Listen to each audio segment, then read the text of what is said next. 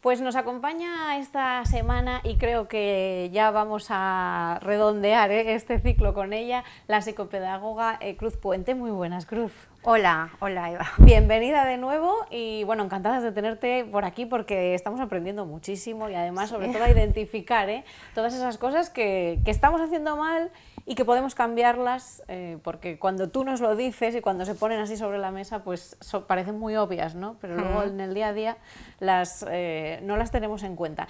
Cruz, hablábamos de necesidades básicas para los niños y las niñas, algo tan fácil aparentemente como eso, pero que después decimos que en nuestro día a día, bueno, pues no lo es tanto y no cumplimos con nuestro deber como adultos, como sociedad, como medios de comunicación. La semana pasada además aludíamos a algo concreto de los medios, es esa imagen, ¿no?, corporal que a veces estamos difundiendo en las modelos y que después llevan pues a trastornos alimentarios de muchas chicas, sobre todo mujeres, pero también muchos jóvenes. ¿Por dónde enganchamos hoy para recordar y seguir hacia adelante? Vamos a ver, si quieres podemos recordar un poquito para ver la coherencia que pueda tener el discurso que he querido traer estas 4 intervenciones, ¿vale?, para que veamos un poquito cómo acabamos con las necesidades básicas. Yo creo que yo lo he dividido en 2 partes, una que se refería a la familia por 2 razones, una por la importancia que tiene en la educación de los niños y otra por generar esa confianza en la gran capacidad que podemos tener para influir sobre ellos y así potenciar un tipo de desarrollo que nos conviene a todos. Y entonces decíamos, es muy importante que las familias se vean representados los papeles de figuras de apego de los padres. La característica más importante de eso era la incondicionalidad. Veremos que para satisfacer las necesidades básicas la incondicionalidad es muy importante porque se vive por los niños como un refugio y un consuelo.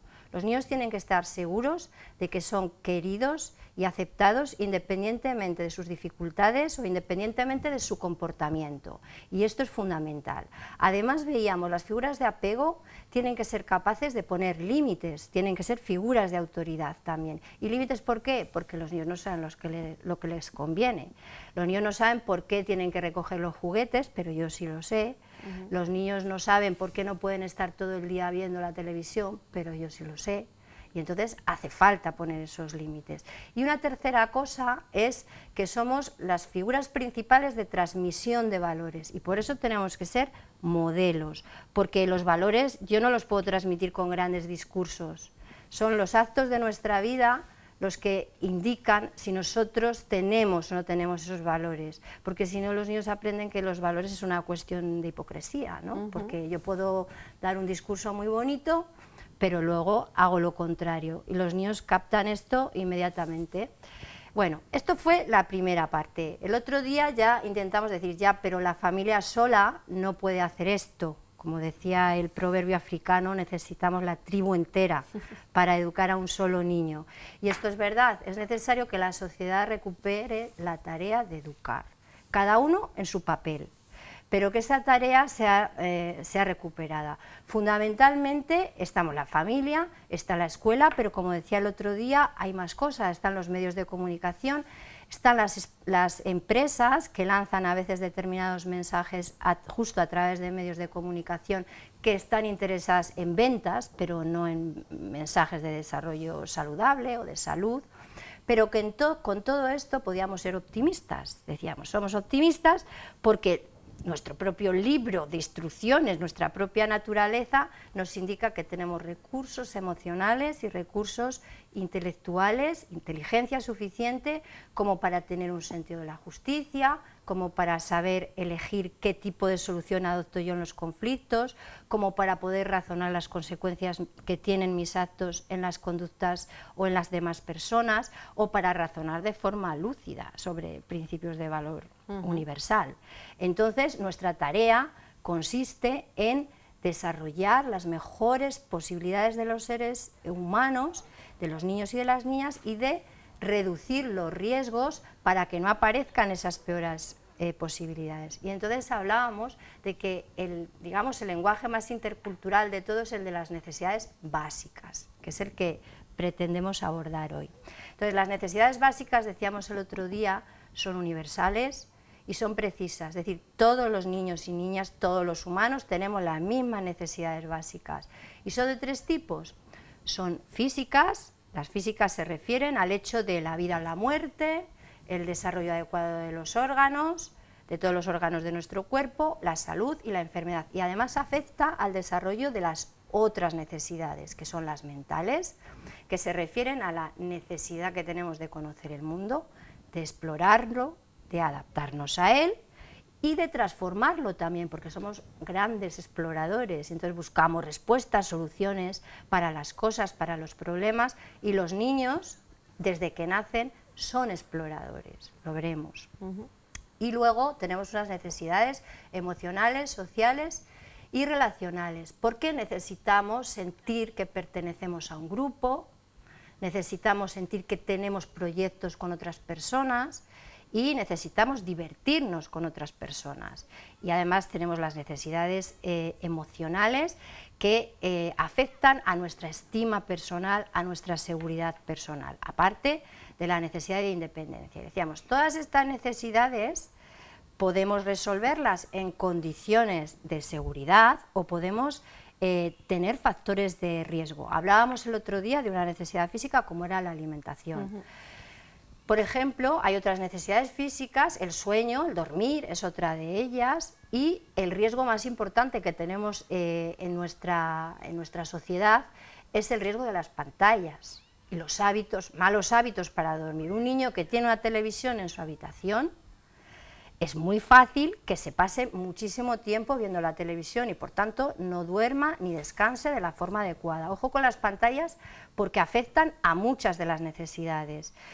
Y cuando hablamos de pantallas estamos pensando en una televisión, pero o esa en un ordenador, exactamente, en un videojuego. Videojuegos, móviles, tablets, Exacto. o sea, ahora las pantallas, estamos rodeados de pantallas, Claro. así que cuidado con eso. Entonces, hay que poner límites al uso de las pantallas. Tener una televisión en la habitación de un niño no es una buena idea, ¿vale? Porque ellos pueden estar viendo además cosas, nosotros los adultos no controlamos toda la información que los niños ven, y una información que no es filtrada, el niño puede asimilar cosas que a mí no me interesan, puede ver una película o puede ver unos dibujos animados donde aparece agresividad, donde aparecen otro tipo de escenas que no son filtradas por nadie, no son interpretadas por nadie, entonces el niño puede asumir o identificarse con ese rol perfectamente. Entonces, bueno, aparte de afectar a esta necesidad física, afecta a otras.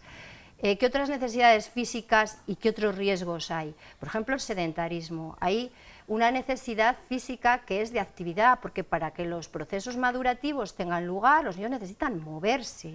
Entonces, el sedentarismo es un riesgo, aparte de que el sedentarismo también produce otro riesgo, que es la obesidad, que hablábamos del otro día. Tener a los niños mucho tiempo en las cunitas, en los parques infantiles, no favorece la actividad del niño. Así que desde que son bebés ya podemos ir promoviendo. Claro, a los bebés la actividad es de otra manera, lo veremos al satisfacer las necesidades mentales. En los bebés hay muy poca posibilidad de una actividad grande, pero sí que tenemos que ir promoviendo que los niños volteen, que los niños gateen, que los niños caminen a la época a la que corresponde, no por el hecho de decir, no, es que yo voy a intentar retrasar un poquito porque si no cuando empiezan a andar dan mucha guerra, y hay niños que están en sillitas, están en cunitas, están... Bueno, esto no es bueno, ¿vale? Bien. Es un riesgo. Exactamente, hay que promoverlo, cada uno en su en la edad que tenga el pequeño o la pequeña, y lo vamos a ir viendo. ¿Qué más cosas? ¿Sedentarismo? Sedentarismo. ¿Qué otros riesgos en el sentido de salud? Por ejemplo, el mejor factor protector en el sentido de la salud es un sistema de salud universal y gratuito para todos los niños y niñas, cosa que no siempre se da. Entonces, eso es lo más importante, y luego que se preste la atención adecuada desde el punto de vista de los padres a las enfermedades, y desde el punto de vista de los sanitarios exactamente igual. Y ahí entrarían las vacunas, lo dejo ahí en el aire, que como hay hemos tenido cosas mucho debate, que son discutibles, pero bueno, no podemos entrar en todo tipo de discusiones, las vacunas y otro tipo de cosas, dietas y más cosas. Y luego hay otro tipo de riesgos que se refieren, por ejemplo, a los peligros reales que tenemos. La mayor causa de mortalidad infantil son los accidentes domésticos. Las casas tienen que estar preparadas para que un niño no pueda acceder a determinados productos tóxicos o cosas que son peligrosas, ambientes que son peligrosos dentro de una casa, tener acceso a las ventanas. Todo eso lo debemos de intentar controlar. Y en la adolescencia, también comentaba el otro día, la asociación entre ocio del adolescente y consumo de alcohol y drogas no solo perjudica su salud en ese sentido, sino que también conduce a embarazos no deseados, enfermedades de transmisión sexual y accidentes de tráfico. Y por cierto, en los accidentes de tráfico todavía se ven muchas familias que no ponen a sus hijos las sillitas adaptadas en los coches o los cinturones de seguridad. Todo eso son situaciones de riesgo. La mayor situación de riesgo de todas es la pobreza. Y en España, según algunas organizaciones, hay más de un 30% de niños que están en riesgo de pobreza. Un niño que está en riesgo de pobreza constituye un maltrato, porque no puede alimentarse adecuadamente, puede haber desnutrición, no le pueden comprar unas gafas, no le pueden comprar los libros, no le pueden poner la calefacción en su casa, luego todas las necesidades físicas están en riesgo y por tanto, además, en la pobreza que produce exclusión y marginación social pone en riesgo las necesidades mentales y las necesidades emocionales. Evidentemente. ¿Vale? Hablamos ahora un poquito de las necesidades mentales. Sí. Las necesidades mentales se refieren al hecho de conocer el mundo y explorarlo. El niño es un explorador y nace con una capacidad innata que es el juego. La naturaleza nos ha dotado afortunadamente de este sistema porque quiere que conozcamos el mundo. Algunos de los principales riesgos de las necesidades mentales se refieren al hecho de que limitemos demasiado los contextos, las situaciones en las que ponemos a los niños. ¿Por qué digo esto? Nosotros somos como una especie de guía para los niños y vamos poniendo a los niños en situaciones de estimulación activa cada vez más complejas, adaptadas a sus capacidades de atención y de sus capacidades de respuesta. Llega un momento que el niño necesita relacionarse con contextos sociales propios de su edad, ir a excursiones, salir al parque, fiestas con amigos, porque si no, no va a aprender cómo es el mundo social, no va a aprender a relacionarse con los demás.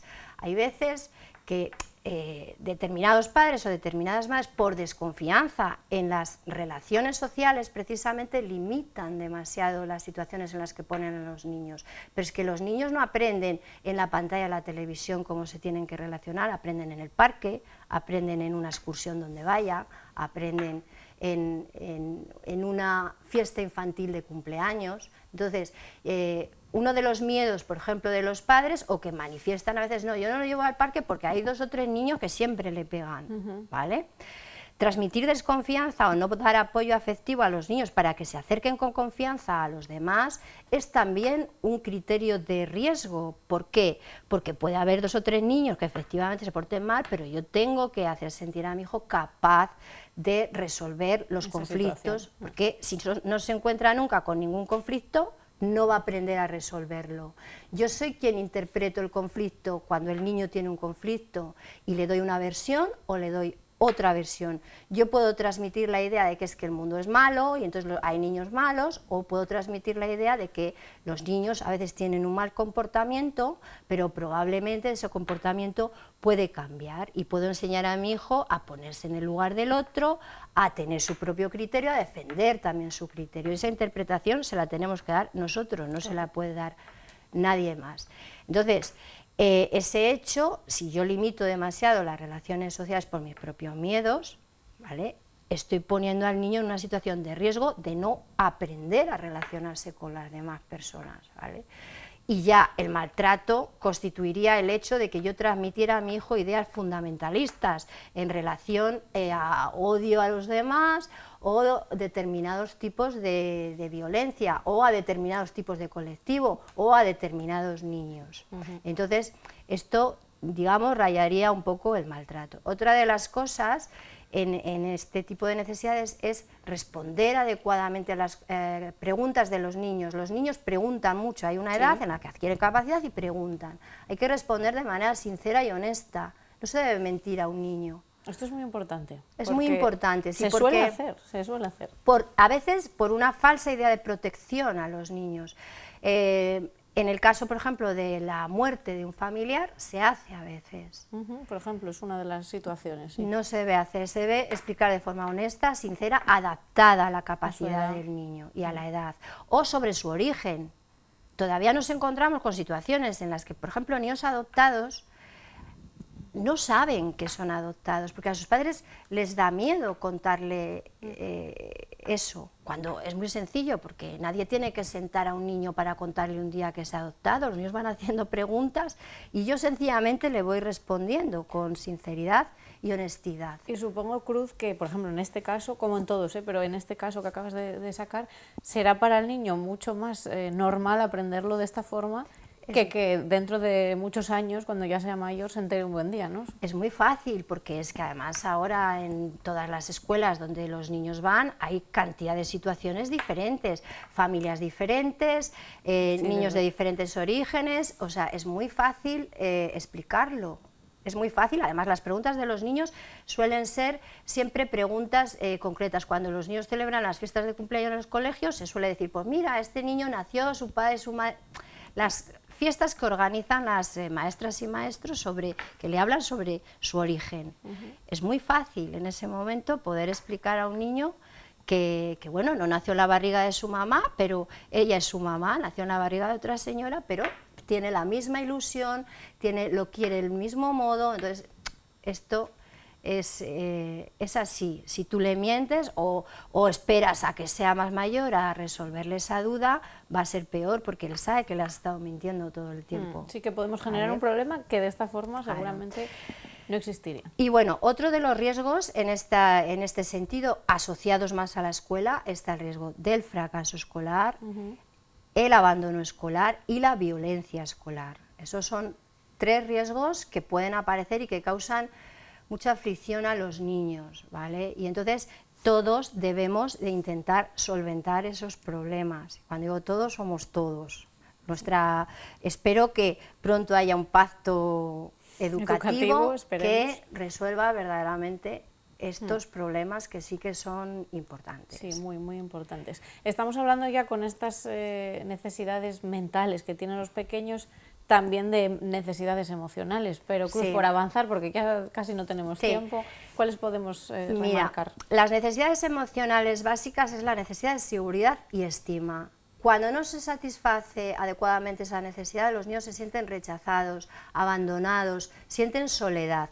Y voy solo a concretar una de las cosas. Cuando los padres se separan, eso siempre es conflictivo para un niño, ¿vale? Pero ese conflicto se puede resolver con toda normalidad si las dos figuras de apego se mantienen como figuras de apego. El problema es cuando los niños son utilizados por alguna de las dos partes para dañar a la otra. Y eso causa un grave problema al niño. Entonces se debe de evitar, porque el problema no se soluciona hasta que los padres no se den cuenta que los niños no deben de ser utilizados para las disputas entre adultos. No se debe poner en cuestión a una figura de apego sobre la otra figura de apego, porque él no entiende eso. Su papá es su papá y su mamá es su mamá. Los quiere igual y espera que los dos le quieran igual. Entonces, esa necesidad de estima y esa necesidad de apoyo de las figuras de apego no se puede poner en cuestión, a no ser que haya un maltrato y entonces un juez dictamine que uno de los padres no puede hacerse cargo del niño. Pero si no, no se debe utilizar nunca a los niños en esas disputas. A veces sucede y suceden cosas traumáticas para los niños. Bueno, pues eso como fundamental, de esas necesidades emocionales, seguridad, autoestima para los niños y las niñas, y sobre todo eso, que no sean un arma arrojadiza entre separación de parejas, porque hablamos de padres y de madres, pero pueden ser dos papás, dos mamás, bueno, hay muchas figuras. Y luego, si me permites, quería hacer una última referencia al tema de la discapacidad, ¿vale? Niños que nacen con discapacidad.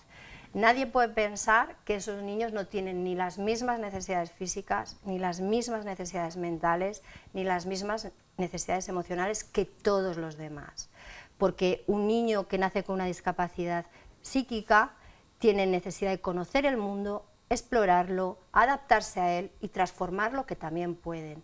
Un niño que nace con un autismo tiene necesidad de relacionarse, tiene necesidad de apego, tiene necesidad de estima, tiene las mismas necesidades exactamente que todos los niños y niñas. Por eso el lenguaje de las necesidades es un lenguaje universal. Por tanto, el esfuerzo debe ser nuestro, ¿vale? El esfuerzo debe ser proponer y promover las condiciones necesarias para que estos niños se adapten a nuestro mundo, a su barrio de vecinos, a su escuela, esa es nuestra responsabilidad. Proponer y promover unas condiciones. Ellos necesitan un poco más de ayuda para que esas necesidades sean satisfechas, pero ellos tienen la misma necesidad que todos los demás niños y niñas con un desarrollo típico, vamos a decirlo así. Cruz, yo creo que si hay padres y madres escuchando nos dirán, yo quiero llevármela a mi casa y preguntarle todas esas dudas que me van surgiendo en el día a día, pero como esquema para tener en cuenta constantemente, no solo a los padres y a las madres, sino a todos, como hemos visto, pues fundamental. Cruz, muchísimas gracias de verdad. Venga, gracias por estas clases que yo creo que nos han servido y mucho, Muchas gracias, Cruz. Venga, gracias. Un placer. Bueno, cerramos hoy nuestra escuela de padres, pero el miércoles que viene será la última sesión de este 2016 y hablaremos, pues eso, de Navidades, de los regalos, bueno, de todo lo que implican estas fechas, cómo hacerlo de la mejor forma posible.